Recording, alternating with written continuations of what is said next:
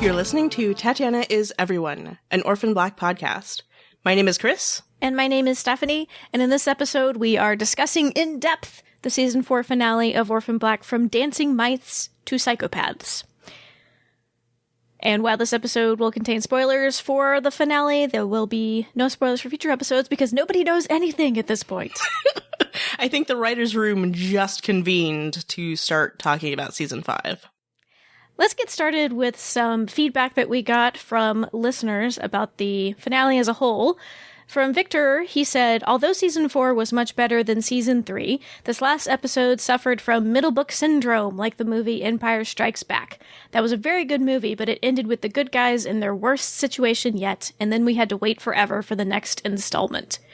And I agree. I feel like this is maybe the result of the fact that I think they probably knew they were going to get 5 seasons and that'd be it. So it feels like they were planning for Season 5 with this finale. I agree. Yeah. Because it was extra cliffhangery, and I think during the last, 15 minutes of the episode, I kept checking the time. Like, there can't only be this much time left. They can't fix this in this little time. Mm-hmm. And then they left it with me still saying that. Victor went on to say, now as for Rachel, if anyone still believes that woman is capable of redemption, or that she will join Clone Club, or even that she has so much as a single shred of humanity in her, then I have this bridge in Brooklyn I would like to sell you. And I wanted to follow that up with a response that we got from Fred, who, in between episodes 9 and 10, had sent us an email about how he thinks he might have become a Rachel fan subsequent to her actions in episode 9, but he sent a follow-up email saying, and let me rephrase my statement from the last episode, I declare myself from now on as an official Rachel fan too. I declare myself from now on as an official Tatiana playing Rachel fan. Fred is not going to be buying that bridge, Victor.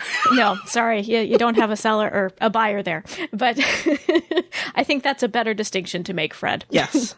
Victor has strong feelings about Rachel. Yes, Victor does not like Rachel. Which is understandable, but anyway. It is understandable, especially after this episode. Oh my gosh. Rachel.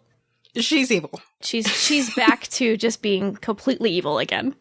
But what's interesting in this episode is that Rachel is the one getting her hands dirty in this episode, which I don't think we've ever seen before. Are you talking in regards to violence? The fact that really, really brutal scene? I am talking about literally dirty from blood. Yeah. Absolutely. That is new from her. Usually she has other people doing that work for her in the past, such as Ferdinand, calling in Ferdinand to clean up Clone Club. Ferdinand and Daniel, and then Paul for a while. Mm-hmm. Exactly. Yep. But speaking of Ferdinand, we finally got to see their dynamic. Which was interesting. It really, really was. It hadn't really occurred to me that this was really the first time we'd seen the real Rachel and Ferdinand together. But it was. And I quite liked their scenes together, actually. It was before Rachel went completely evil and, called the board meeting, etc. So I still had remnants of, some sympathy for her. Right. When she was talking to Ferdinand. Because there was that moment when I think it was their second scene together after he showed up, and he was clearly there for a booty call, essentially. Pleasure and then business, Rachel. Yes.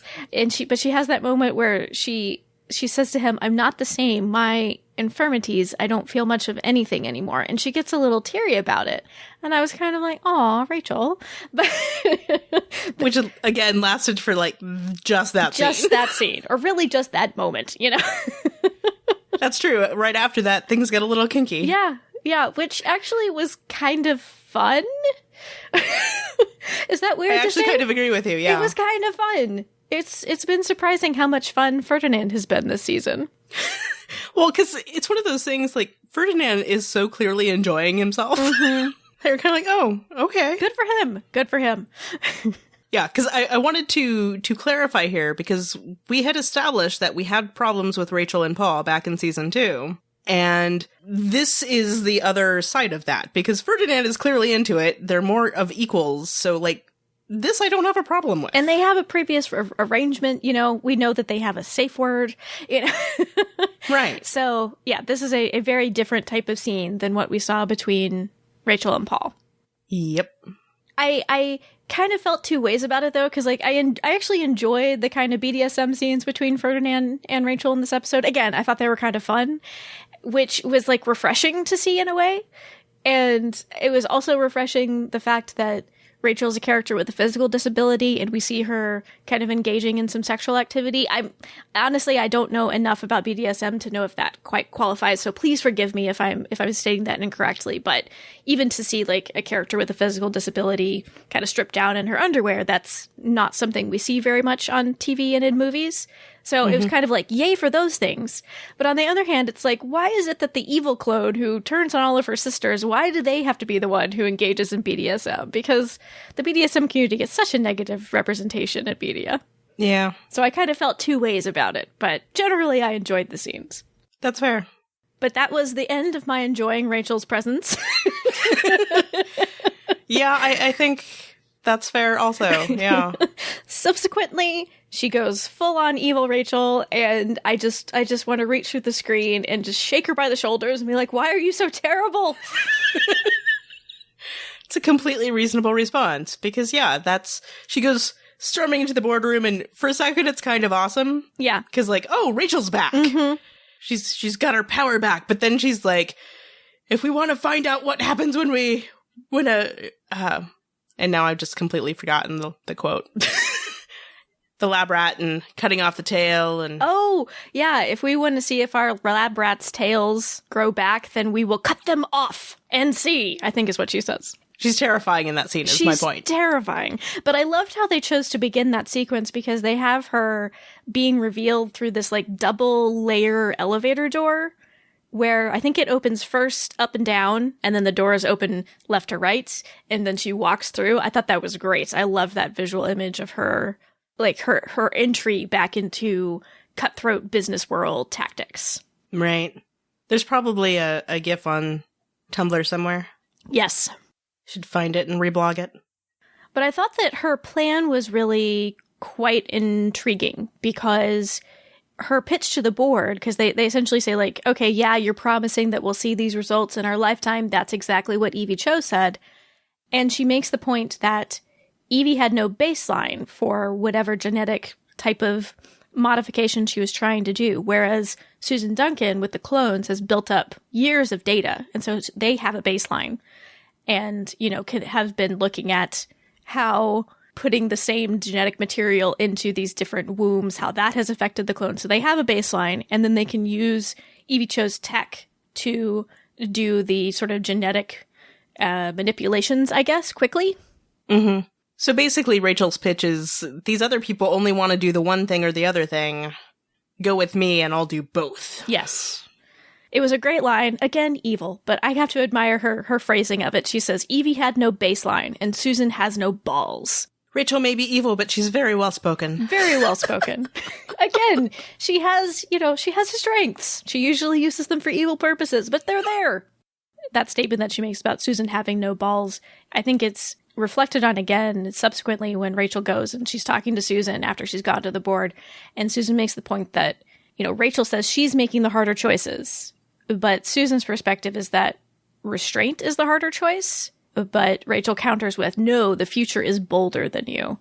And I don't know who I agree with necessarily in Susan and Rachel's argument. Like, obviously I think human experimentation generally is wrong and don't do it, but when it comes to, say they were doing experiments on not humans, they were doing things more by the book. This question of, you know, restraint versus making bold choices, like which is the better move, I'm not entirely sure that I know. Which, I mean, that's sort of the deal with the show, right? Mm-hmm. Same idea, two different tactics of exploring like an idea or a philosophy leads to different ends, and that's we see that explored throughout the show in various ways. I do have to mention before we keep going here, there's that scene earlier in the episode where she's talking to Sarah on the phone, and hello, Sarah, and then whack. Whacks the egg. She whacks that egg right open. That was such a magnificent, just such a Rachel movement, and I really want to know if that was scripted or if Tatiana thought of that, if the director thought of that, but that was just brilliant. But like, oh, the symbolism. Mm-hmm. And something that I noticed which may mean nothing. And I think there's a dozen practical reasons why this is the case, but I wanted to point it out, and I wanted to ask if you had any thoughts. When we see Rachel, moving around in the business world, doing what she's doing, she wears primarily like a black suit with a white blouse, and she's wearing a white coat over her black suit.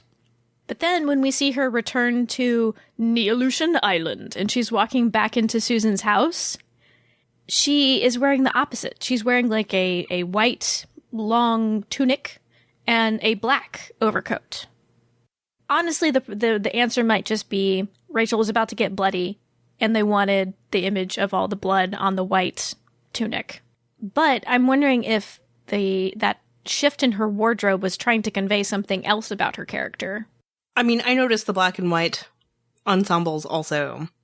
The thing that struck me walking into the house on Neolution Island was that, like, you notice she and Ira and Susan all were wearing white or light gray or, it was always in that color tone. Mm-hmm. And the house is all in that color tone. Yeah. That same color palette is what I should say.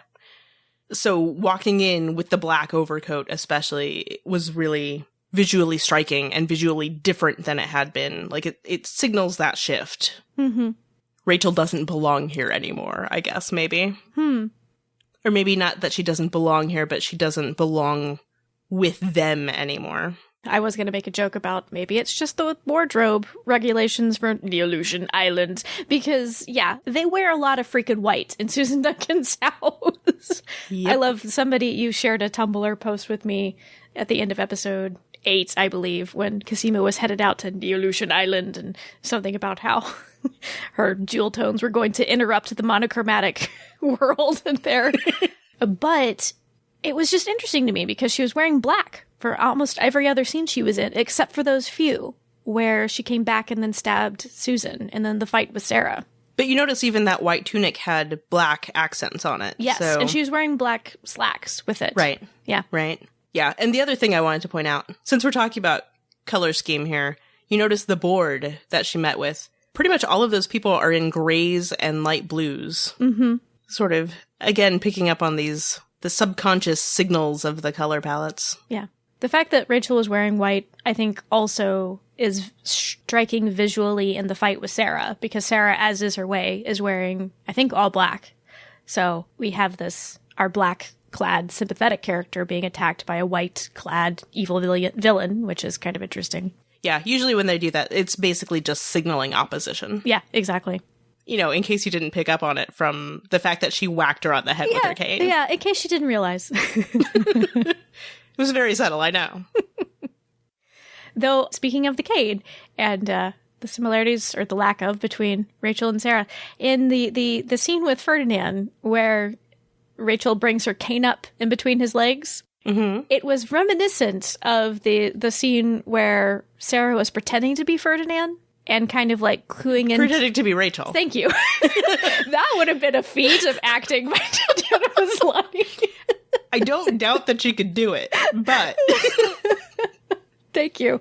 When she was pretending to be Rachel with Ferdinand. There you go. And I think she steps on his crotch in that scene, right? Right. Yeah. Right. She puts her foot there when he's on the sofa. Yes, yeah. Exactly. It reminded me of that scene. And then because the little expression that Rachel makes right after she does that with her cane, she reminded me of Sarah in that moment. She does this little thing with her eyebrows like, oh my gosh, that was a little bit of Sarah coming through on Rachel's face. I'll have to rewatch with that in mind. I mean, it may have just been me, but it was kind of a Sarah-like eyebrow quirk and smirk that she does. She didn't look as haughty as she usually does.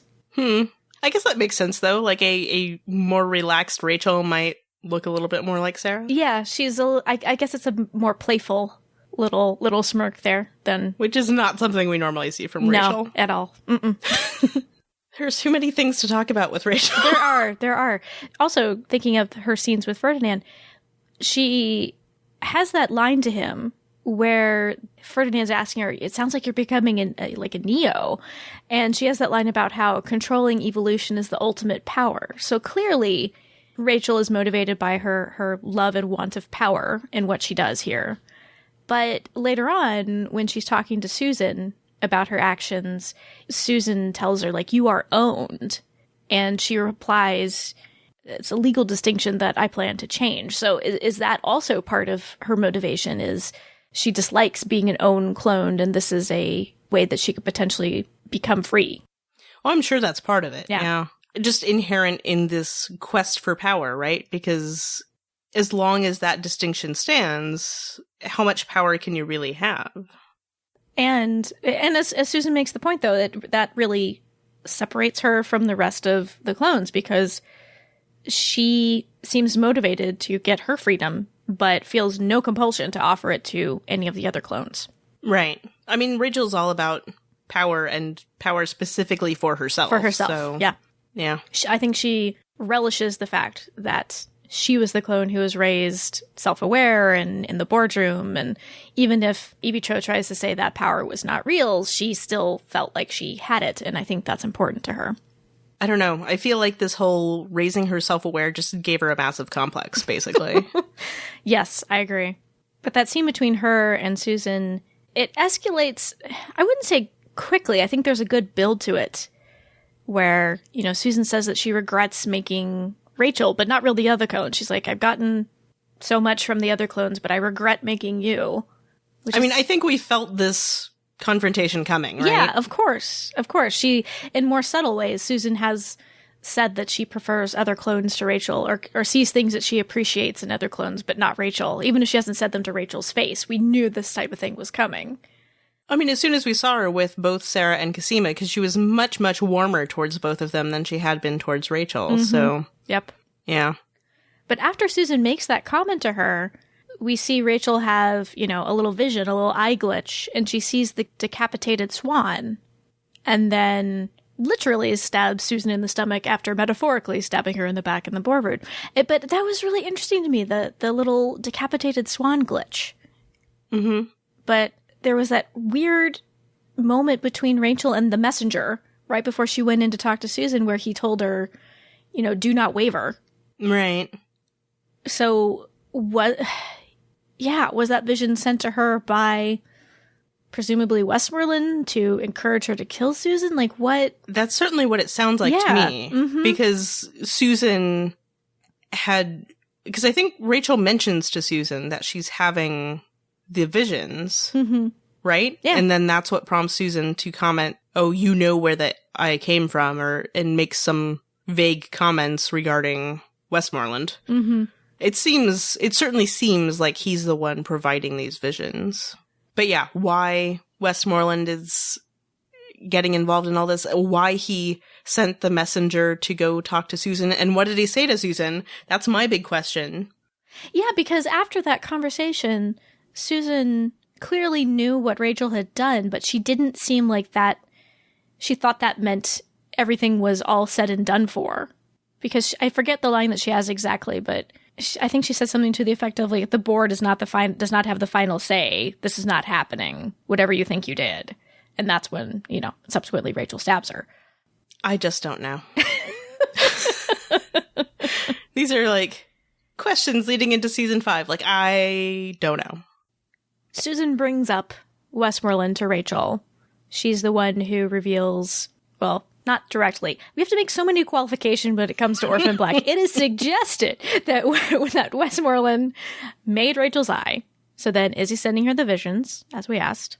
And then Susan makes a comment about Westmoreland, saying that he's the man behind the curtain, which I took to mean he's the one kind of with his ultimate finger on the direction of Neolution. Probably. Again, it's Orphan Black. Like, I cannot confirm or deny anything. But yes, that is what it sounds like.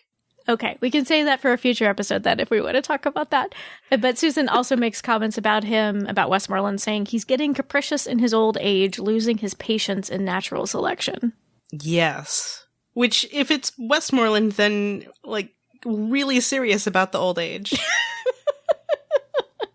I mean, I was semi-joking before when I was talking about Rambaldi on Alias, but it looks like I was right.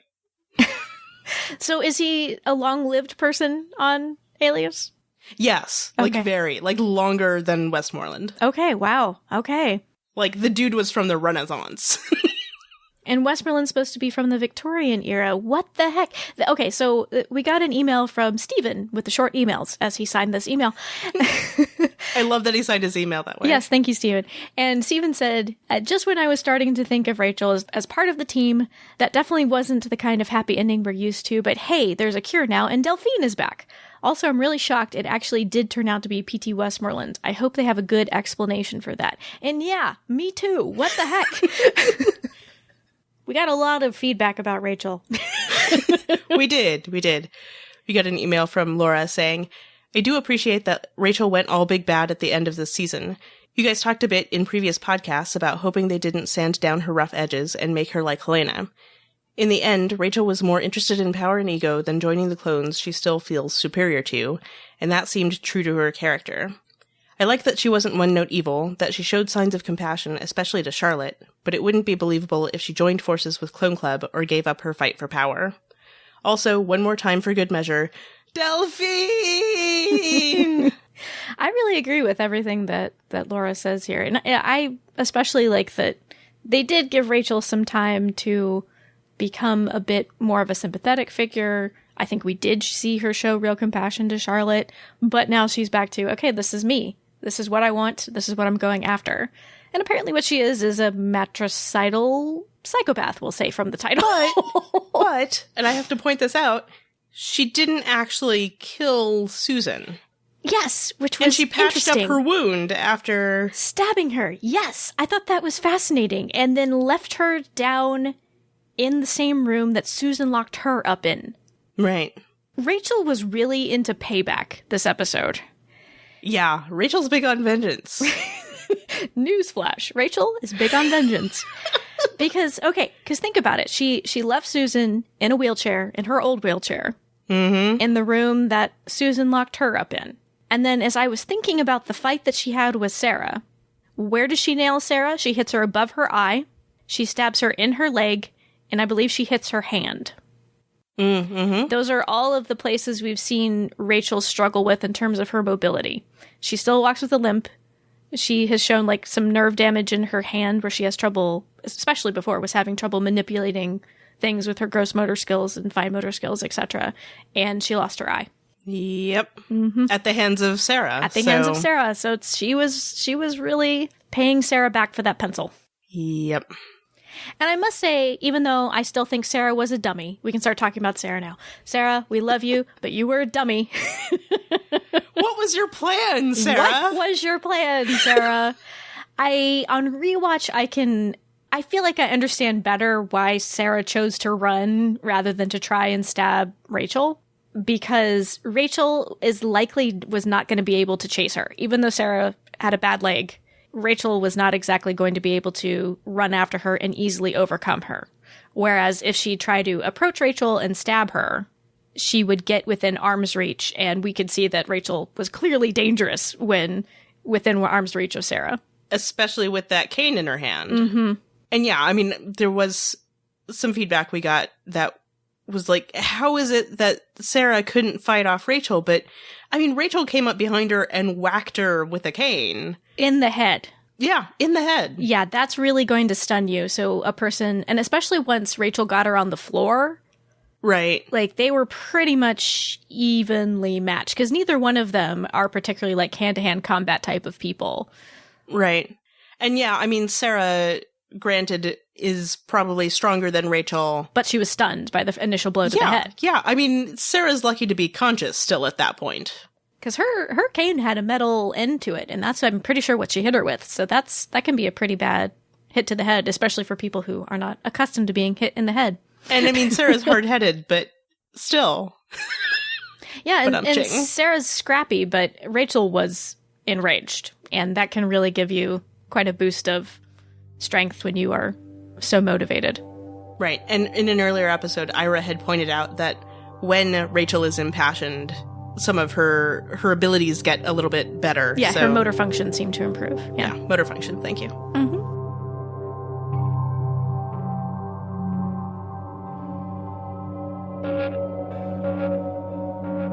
On rewatch, I realized that this is the first season where we don't end on Sarah.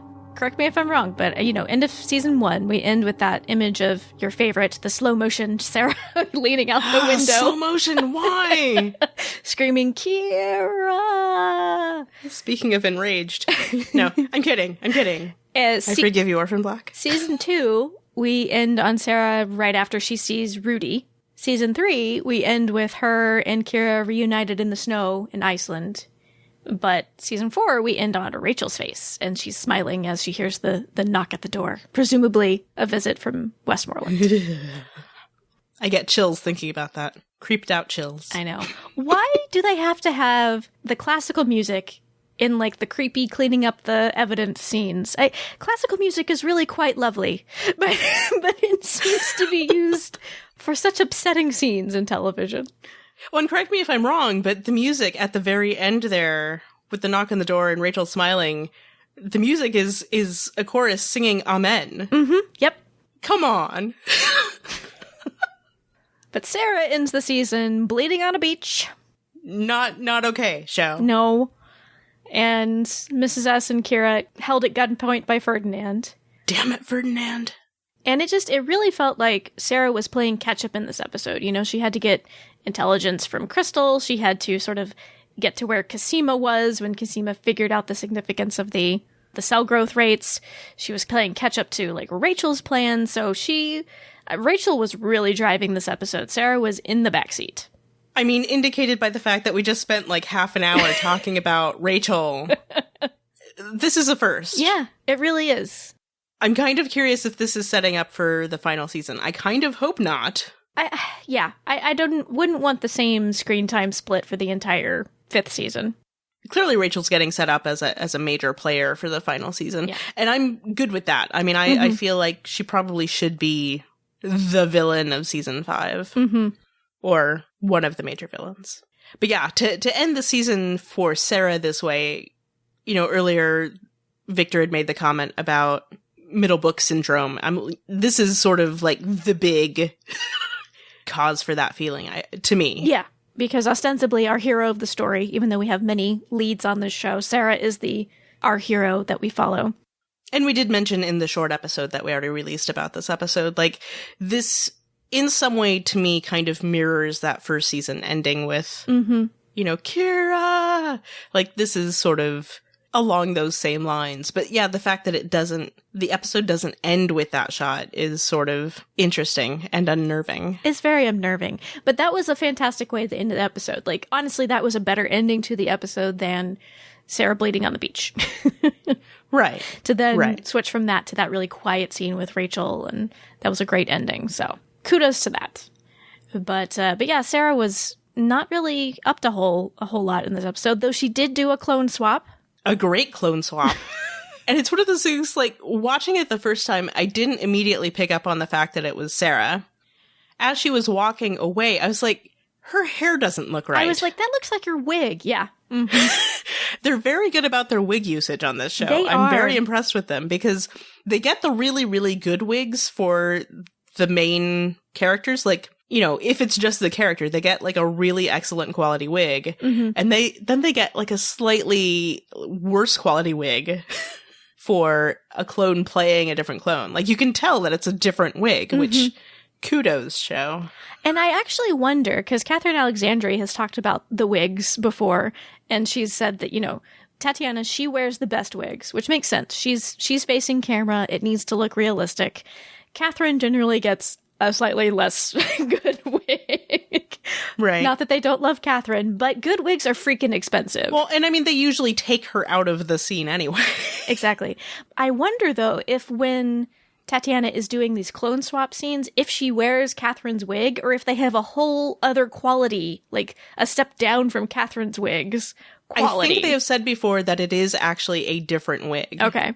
And I think it is probably a step down from Catherine's. If I were to guess. I don't actually know. Because the frugal person in me would just be like, wear Catherine's wig. Well, sure. But I do think it is important for the viewers, especially on rewatch, to be able to notice, like, oh, that's not her real hair. That's clearly a wig she's wearing. Right. What's interesting to me, too, like, once I knew it was Sarah, when I rewatched the episode, listening to her, like, she does sound different. There's less upspeak from Sarah as Krystal than just Krystal. Though I do think that consistently Sarah is the clone who is really good at mimicking the way people speak. Mm-hmm. Like, she's the best at doing that. And I think she does a pretty good job at Krystal's speech pattern. Yeah. But oh, absolutely. It's just, again, like, I didn't pick up on it fully the first time. But then on rewatch, it's like, oh, no, you can tell. Yeah. Now that I know it's there, I see it / hear it. But while I think she did okay on the speech pattern, she did not do near enough duck lips. Well, yeah. That was the thing that really gave her away to me on rewatch, was the lack of duck lips when Sarah was pretending to be Cat Krystal. Yep, there you go. The lack of upspeak and duck lips. Mm-hmm. I hadn't really thought about it until you brought it up the last time Krystal was in an episode, but watching this time I was like, yeah, Krystal pretty much has permanent duck lips, doesn't she? She does. I think part of it, too, because there was, in one of the After the Black episodes, Tatiana Maslany was talking about how contoured she is as Krystal. It's like she's contoured to death or something, she said. And you can tell, like, they do, like, really, like, they make extra cheekbones with the makeup. And then I think she emphasizes it with the duck lips then. Mm-hmm. And it's hilarious. But since we're already talking about Krystal, let's talk about Krystal. Let's do it some more, but let's talk about the real Krystal. I loved Felix's description of her as she's doggedly wrong, but she gets results. I think that's just a great summation of Krystal as a character and kind of her role on the show thus far. Yeah, as soon as he said that, I was like, oh, yeah. That's completely accurate. And so, okay, so they tried to induct Krystal into Clone Club, but she resisted. I don't even know if she's actually in Clone Club or what the heck. I don't know that anybody knows. I'm not sure Krystal knows. Because, yeah, she's just like, you think this girl looks like me? Yeah, we got a Facebook comment from Jim, who had written us before asking about, do we think that Krystal will join Clone Club? And the comment he made after the finale was, I love how the writers play with our expectations. We expect Krystal to be shocked when she meets Sarah. But, so this is what you think I look like? This girl looks nothing like me. I really have to, like, if you could drag a comb through that hair, she's like a 7 on a good day, and I've been told I'm a 10. And Jim concluded, I just love it. There was an excellent gift set I saw on Tumblr that was paralleling or contrasting, or maybe it was just quotes. I think maybe it was just quotes now that I'm thinking about it. It was just text. Tony from season 2 with, meeting Sarah and like, damn, we're hot, or whatever it is Tony says. And then Krystal's just like, we look nothing alike. I am way better looking than her. So after she makes that comment about how Sarah's a 7 on a good day, Sarah looks at Felix and says, 7? And Felix replies, she does have a point about your hair. And I think I said to my screen, she does have a point about your hair, Sarah. I have to take Sarah's side on this. Well, okay. Your hair looks kind of windblown. I think it's different. I feel like Sarah's looks purposefully uncombed. I don't feel that way about your hair. Okay. Thanks, I think. No, Sarah's is worse than mine, but still. It is. I feel your pain, Sarah. But all that stuff in the comic book store was just so delightful. Oh my god, the music in that scene. Oh my god, it was so good. I loved it so much. It was all, like, campy 60s spy movie music. Mm-hmm. Oh, it's so great. Yeah, when Felix first showed up to the safe house and was trying to, get Sarah and S's attention as they were talking to Rachel, I was thinking, why is he wearing a suit? That seems kind of dressed up. But when they switched to that scene, I was like, that's why he's wearing a suit, because that's what Felix would wear to a fake spy meeting. It fits with the 60s spy aesthetic. Because he feels international intrigue lacks flair. FYI, there is, if you go to iTunes Radio There's a station on there called Secret Agent that I enjoy, and it was exactly like the stuff they had in that scene. It was great. Thank you for the tip. So Krystal, as always, a lot of fun. The other things I want to gush about, I loved Krystal flirting with Art. That was amazing. Hello, you. You look nice. And Art just kind of doesn't even know what to do with it. Thank you. Hi, Krystal. Poor Art. And then I also love that scene they included where she was throwing a fit playing whatever zombie apocalypse game was Scott and Hell Wizard. Where she flicked one of the little game pieces in anger and frustration. Oh, Krystal. It made me think of Kira's little fit that she threw earlier in the season when she just dumped the whole game on the ground. But I guess thankfully Krystal's fit was not as bad as our 6-year-olds or 7-year-olds. Yeah. 7, I think. At this point, who knows? Who knows? Yeah. I don't think the show knows anymore. I also want to say it really looked that Josh Vokey was just having a blast in his scenes with Krystal, especially that one where they were playing the board game. He just could not stop smiling. I also love that Hell Wizard's Cosima's in trouble and Sarah brings in a beautician. Hey, Krystal knows stuff. She's wrong about it, but she knows stuff. Well, she was right, though. I like Art's surprise, oh my gosh, that's right. But then that was also before she got to the part about Estee Lauder. Estee Lauder and the sweetest company called Neolution. To wrap up about Krystal, let's hear this comment that we got from Brad. Brad says, I thought it was a strong ending to the season. I enjoyed getting Krystal back and seeing how she comes so close and yet so far from figuring everything out. It's probably for the best that she doesn't believe Sarah looks like her. Krystal would tell everyone.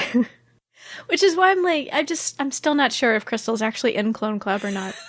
I kind of think she's not. I think now she could meet with Sarah and just be like, oh, it's that person who thinks she's my clone, silly girl. But right. But yeah, it doesn't feel like she really has bought into the whole clone conspiracy. Oh, there was another excellent thing I saw on Tumblr. Somebody compared Krystal's denial to Allison's mom's denial from last season. It's like, you think this girl is your clone?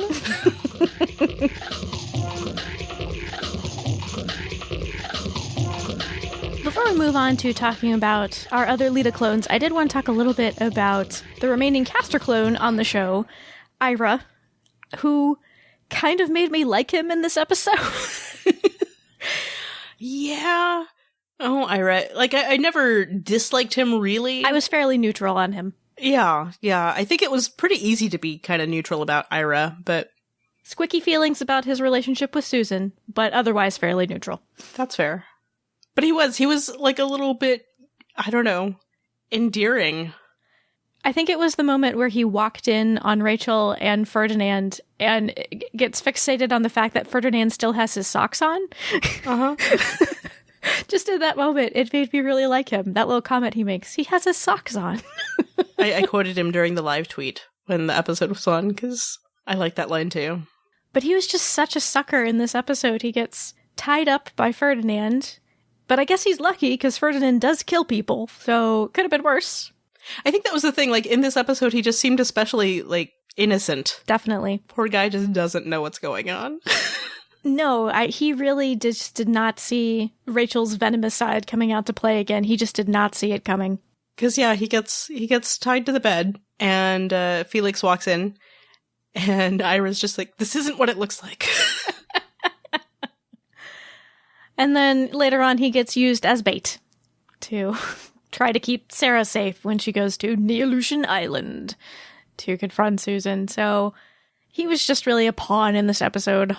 Poor Ira, I guess. But I don't know that it's up to poor Ira status, but I don't know. Maybe a little bit. I love that interaction between him and Kira too, where she's just so dubious of him. I'm like, bless you, Kira. You're the best. I mean...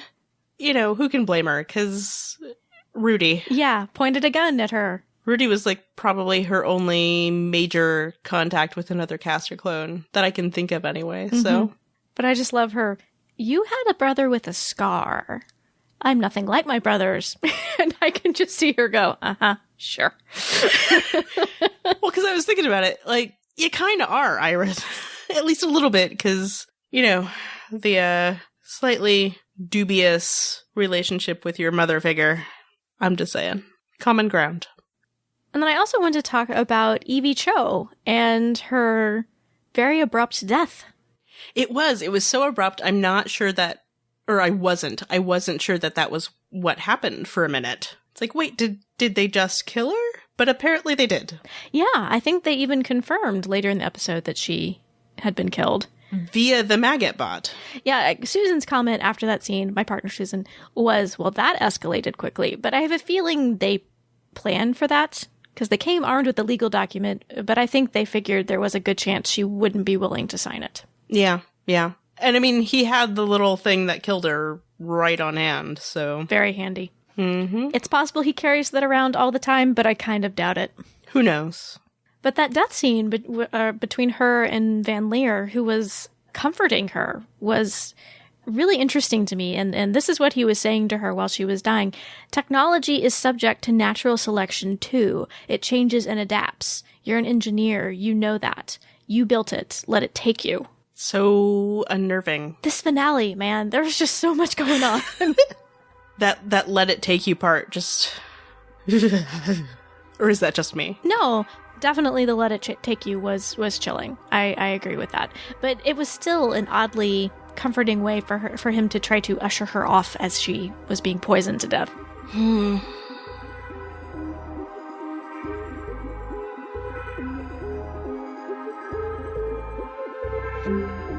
So Cosima. Cosima! Oh, my little Cosima.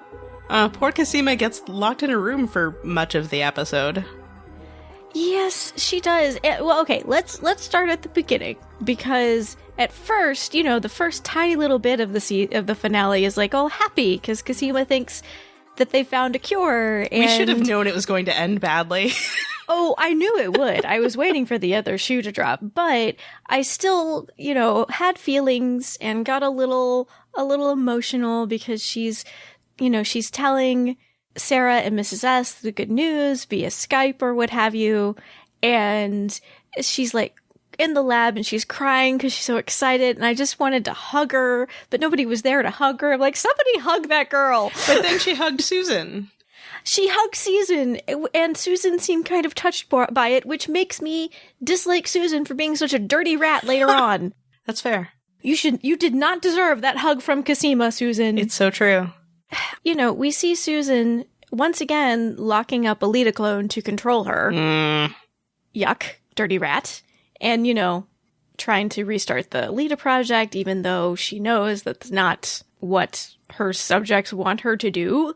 The people she would be making more of, who are aware of what she did, are like, no, don't do that. We tried to keep you from doing that before. But at the same time, she does seem to care about the clones in some way. She tries to send Cosima and Charlotte out of harm's way. Mm-hmm. So I felt very conflicted about Susan in this episode. Yeah. And at the same time, you're kind of like, we should have known that that's what she was going to do. Oh, yeah, of course. It surprised me not at all. Right. When we overheard her, but I did mentally think, oh, no. It's one of those things like, I knew it, but you jerk! Yeah, exactly. How dare you? How dare you do that thing that we all kind of knew you were gonna do? I think it's one of those things, like, this is the problem with Susan, that, like, there's that element of hope where it does seem like she genuinely cares. Because I think she does, but at the same time, I think she does too. She's not trustworthy. No. And the fact that she could lock Cosima up so easily, it's like, yes, she cares about them, but at the same time, they are still lab rats, in a sense, to her. They are her oncomice still. They're still owned. Mm-hmm. Ugh. Another thing, I did want to mention this, just since we're talking about Cosima and sending them off. Do we think that Susan sent them off because the guy came to talk to her? That was my impression. Yeah. I mean, I still want to know what that conversation was that they had. Me too. Because I wasn't sure what exactly motivated her to do what she did. Because I really don't think Charlotte would have just come and gotten Cosima on her own. I really do think Susan told her to do that. Right. Even though we didn't see it on screen. But was it because of what Rachel did? Was it something else the messenger told her? What motivated her to send them away? Right. Because, like, who is that guy even? I know. He's not Westmoreland, clearly. Right, because he was talking to Delphine about Westmoreland, or about him. Yes. Plus he has a bit of an accent. I couldn't tell what kind, maybe German, that presumably Westmoreland wouldn't have since he was British, I believe. But yeah, who is that guy? I found the confrontation between Cosima and Susan very captivating, where Susan was telling Cosima, I think it was after Cosima accused her of not truly wanting to find a cure, and she's like, of course I do, and then she says, we learn from our mistakes, and Cosima counters with, you're going to keep making mistakes on people like me, and then she says, that is the cost of what we do for progress. I am frustrated with this because it's one of those things, like, from Susan's perspective, I can see where she's coming from. Because clearly this is that whole, like, pure science kind of attitude, right? Like, this is a thing we need to find out, and we can do that by doing this thing, so that therefore makes it worth it. But it's so reductive to think that way. It's interesting because I feel like in Susan's mind, she's thinking of the greater good. Like, what she's doing will lead to a better human being. Right. And so therefore the mistakes are worth it because she feels like her goal is an important and lofty and ultimately benevolent one. But she's ignoring that at the cost of the individual who is telling her, please don't do this to more people. This is terrible what you did to us. Orphan Black, why do you do this to me?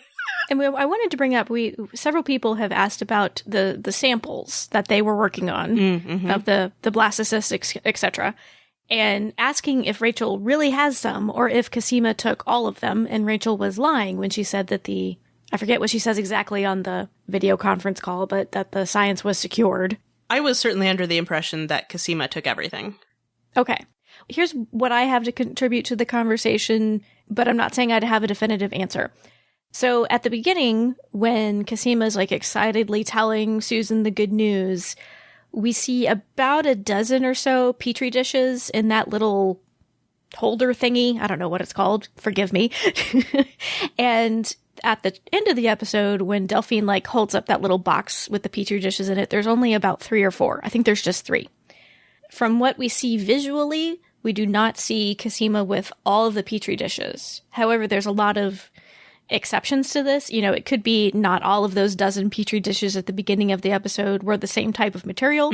There could have been other stuff in them. Also, Cosima was carrying a bag, so there could have been more Petri dishes in the bag.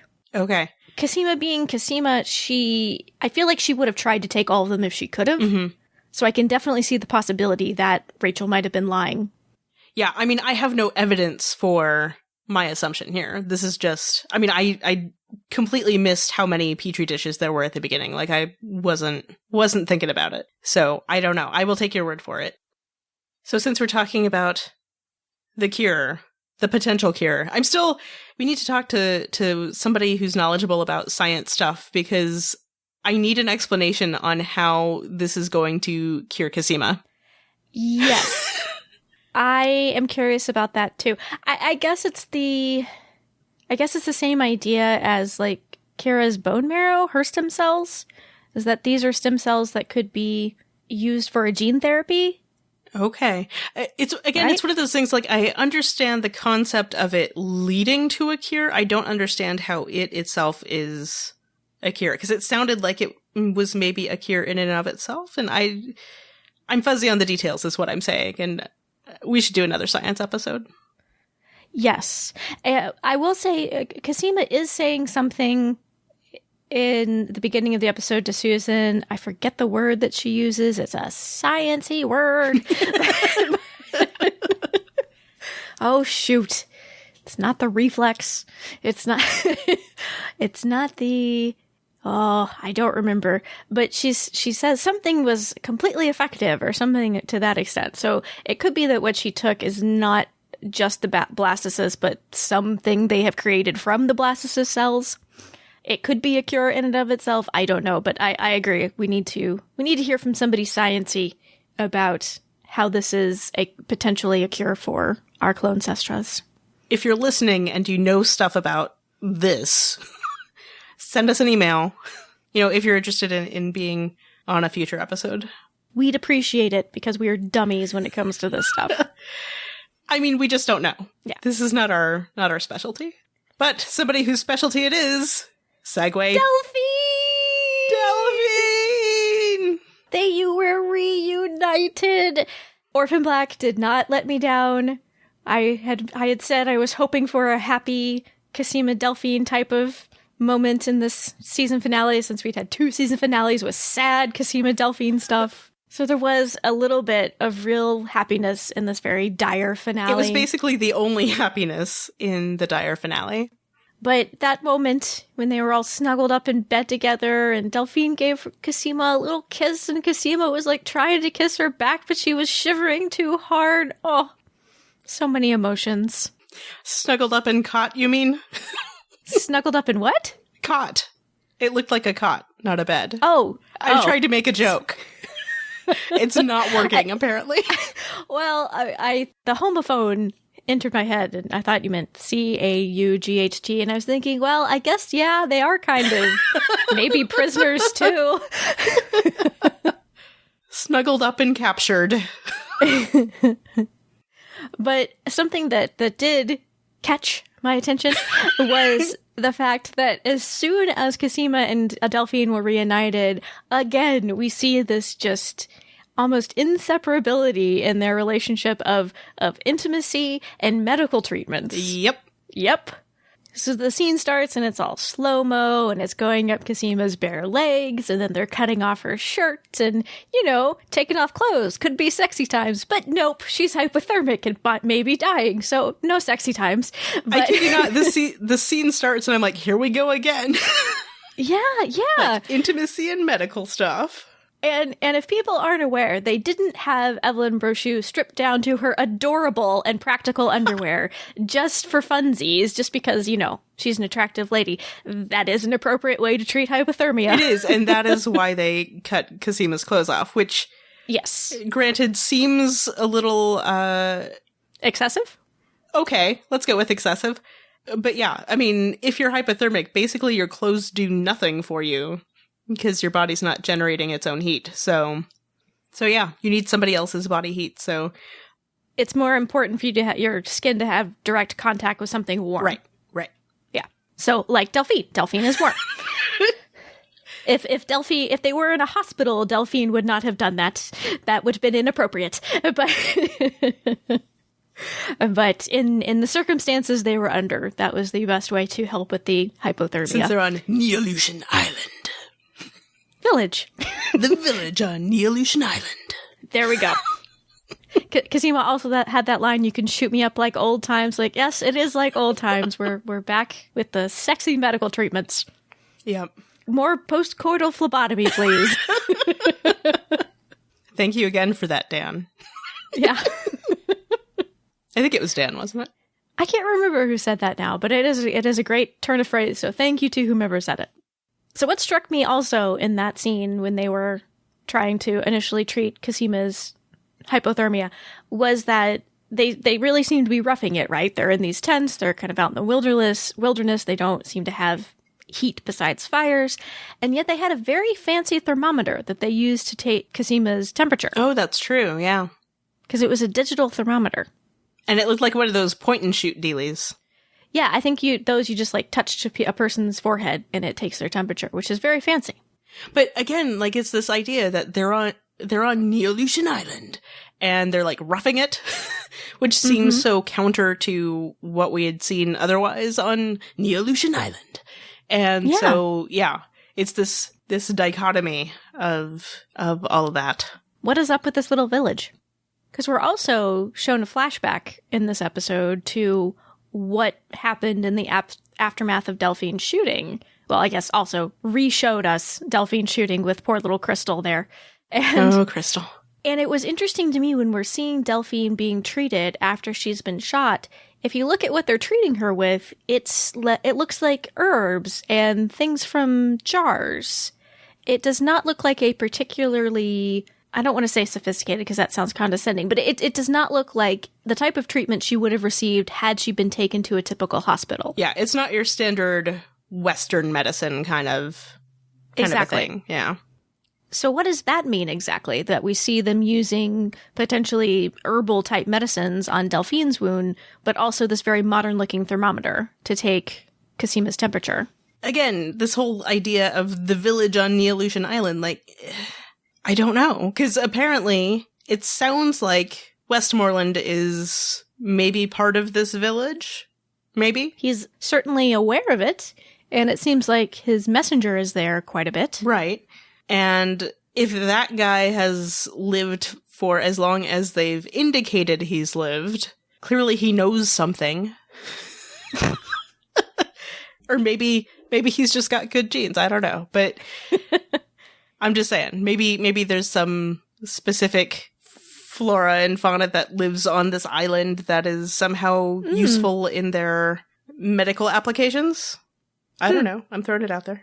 And it's also indicated that Evie sent Duco to shoot Delphine, so way to go, people who suspected it was Duco. Mm-hmm. Well done. But Westmoreland intervened and sent Van Leer, and Van Leer was helped to spare Delphine. So what is Westmoreland's interest in Delphine exactly? Plus, there's that conversation that Delphine has with that guy who we don't know who he is. I've just been calling him the messenger, yes. It's true. They have that conversation, and she says something about altruism being counter to evolution, and then the messenger or whoever says something like, his altruism saved you, and Delphine says that wasn't what it was. I'm like, what does that mean? Is Delphine somehow related to Westmoreland, do we think? I don't know. I mean, if he has some sort of vested interest in her, you know? Yeah, because it seems to me, unless Delphine is just super brilliant in some way that we don't know, he, meaning Westmoreland, has had access to some pretty darn smart people over the years. So why, if he just really wanted a doctor to come to Neolution Village, why Delphine? Yeah, what is his interest in Delphine? There's not anything readily apparent to me about why particularly her. Or was there some sort of experimental medical procedure that they did to save her? Like, was that what it was instead of I have questions. Because there are too many possible answers to this question, and I'm going to spend the next 9.5 months pondering them. That whole conversation between Delphine and the messenger was very interesting. If you listen to what they're saying just as Cosima is waking up, I think Delphine is asking the messenger, what does he think about what has happened? And the messenger says something like, oh, he's not happy about it, he's not pleased. And I'm not sure what they're talking about, if they're talking about the fact that Rachel did what she did, or if they know that Rachel stabbed Susan Duncan. I don't see how they would know that at that moment, but who knows? About the fact that Cosima escaped and is now in Neolution Village, what exactly is he unhappy about? I certainly think there's an implication there that it's about Cosima. Yeah, I agree.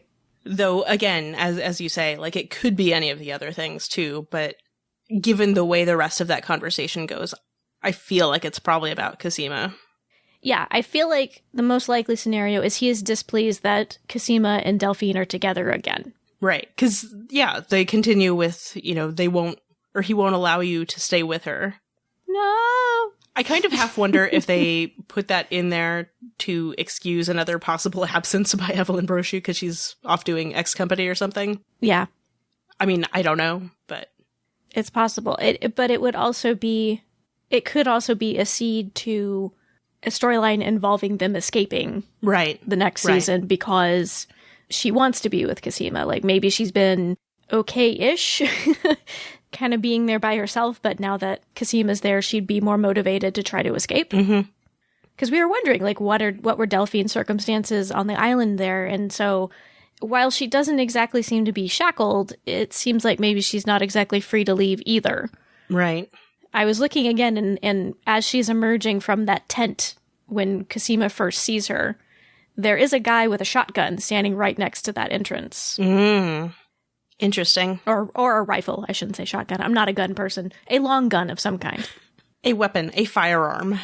Plus, I mean, there's the whole fact of if the other faction of Neolution thinks that Delphine's dead, it is actually probably safer for her to stay where she is for the time being. That's a good point. It might not matter as much now that Evie Cho is dead, but yeah, you make a good point. Right. I mean, that's what I'm attempting to get at. From what we saw before with Leaky and Rachel telling him, leave the country and basically go hide yourself. And you might be able to stay alive, yeah. Right. But I'm wondering what Delphine and Cosima's next move is.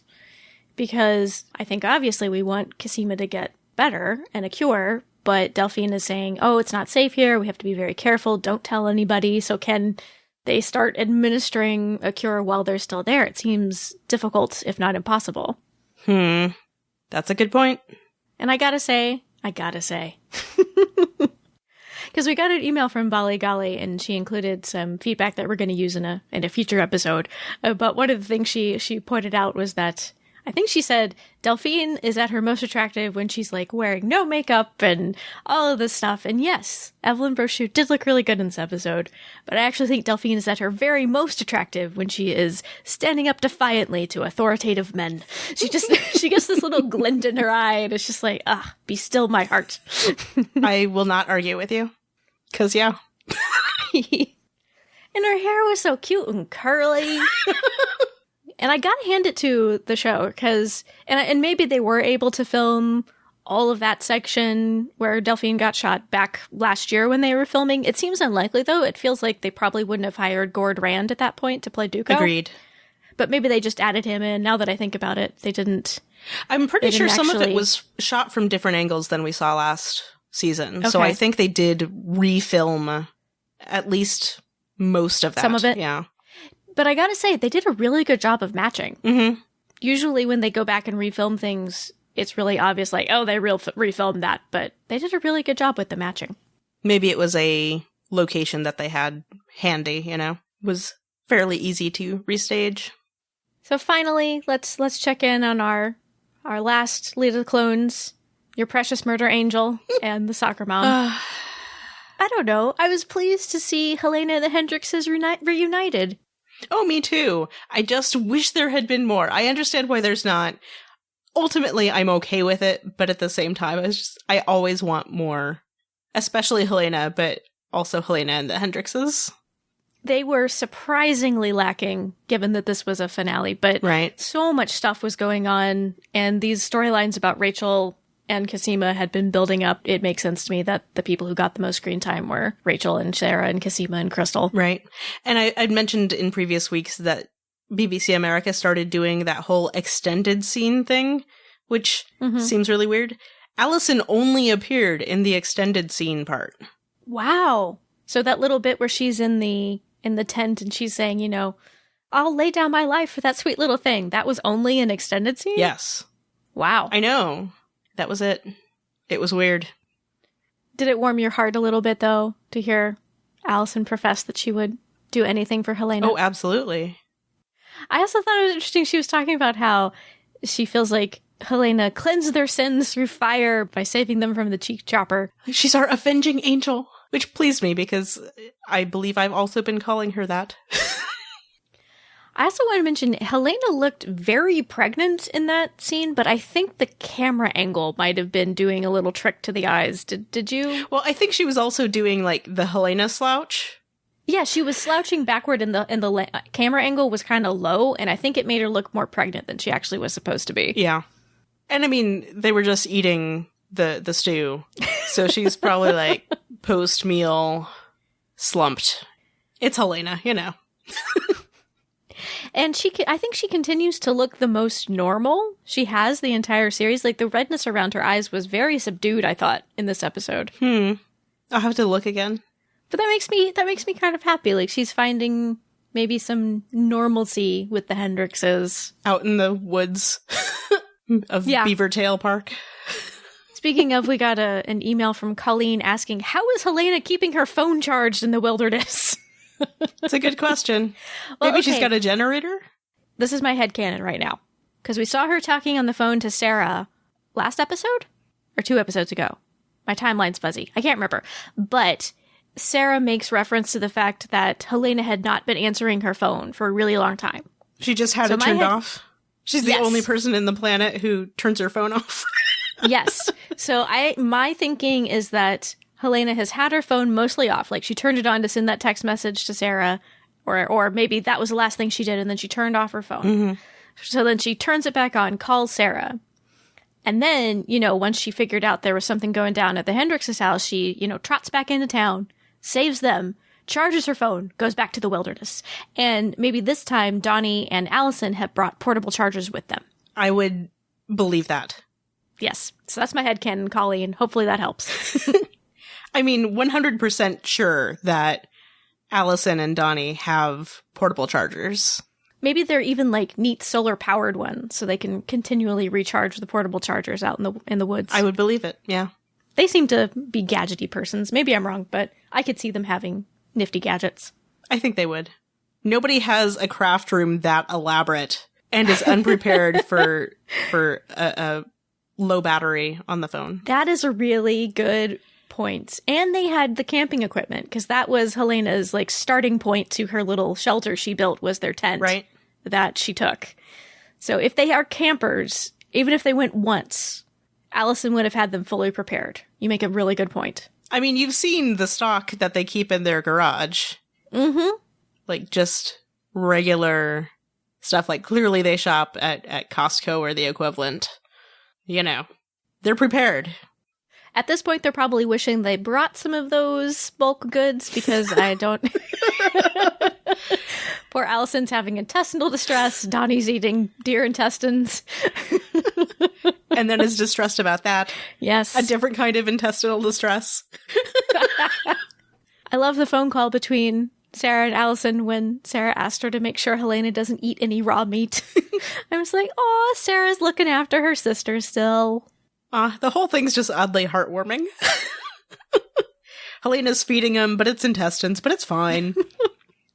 It won't hurt you. It's just not, something you're used to eating. Right. I mean, it is totally edible, but it's just, I keep thinking, like, the fact that Donnie didn't know until Helena told him means that she probably cleaned it pretty well. So you're okay, Donnie. You're good. We also got a message from Greg. He says, I liked the finale and didn't even mind the cliffhangers. I do agree with you that I think we could have gotten more episodes, but they do have 10-episode seasons, and it's really just story. I would have liked to see Allison and Helena more in action, but because of the limitations, I think the writers just ran out of time. Still, it was a great finale, and I can't wait till the finale season next year. So just a couple of stray thoughts to wrap up here. I liked the exchange between, I think it was Mrs. S and Sarah, really. But Sarah is talking to Van Leer and questioning him, and Sarah says, Neil Lucian has a board? And Mrs. S says, there's always a bloody boar. I just love that line. It's good. I quoted that during the live tweet too, yeah.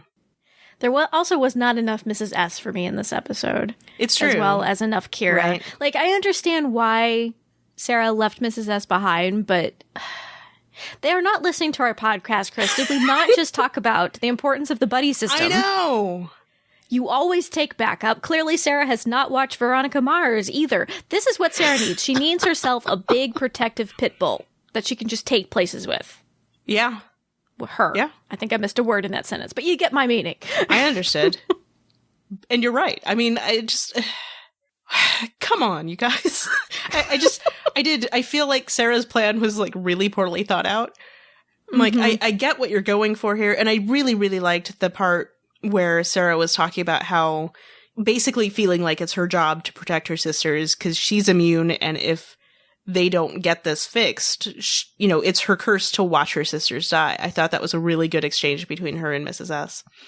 Yeah. And I appreciate that Mrs. S, got that, It makes me happy that Sarah actually said it aloud, because I think it's something that we've assumed, but it was nice to hear her say it aloud to Mrs. S, and I don't know. Not that she had to say it. I think we knew it, but it was nice to hear her say it. Right. I mean, because we've seen her be protective sister to Helena, but I think it is nice to sort of explicitly state that it's not just about Helena, it's about all of them. And that she does feel that obligation and that duty toward them. I meant to say this last episode, but again, this episode, I just think Cosima and Charlotte are really cute together.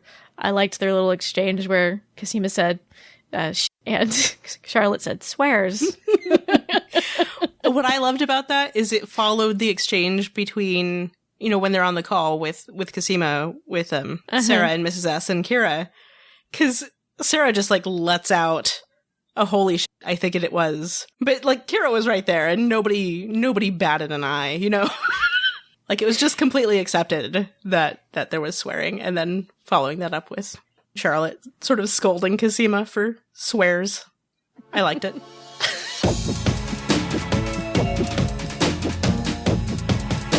So thank you to everybody who sent in feedback for us. If you didn't hear yours included in this episode, please don't feel slighted. We're saving some of it for our season review episode. Which we plan to be our next episode. That is the plan, at least at the moment. What? No, things could come up. We could score an interview with some Onkomice. You never know, Kris. That would take precedence. That's fair. That's fair. But our plan is for our next episode to be the season review. And if you have more thoughts that you'd like to send in, if you're like, oh, shoot, I didn't get my thoughts about the finale in, send us your thoughts about something you thought about this season. We'd love to include it in our season review episode. You can send us feedback in a bunch of ways. You can go and leave a comment on the show notes for this episode over at TatianaIsEveryone.com/110. Send email to feedback@TatianaIsEveryone.com. Or you can record a voice memo on your smartphone and email it to us. Or call our listener voicemail line at 972-514-7223. We are on Twitter at TIE Podcast, and we're also on Facebook. Tatiana Is Everyone is part of the Ask Genre TV family of podcasts. You can find our other podcasts for Last Girl and Killjoys and a couple of other shows over at AskGenreTV.com. And in this episode, swears were played by Tatiana Maslany. Thanks for listening.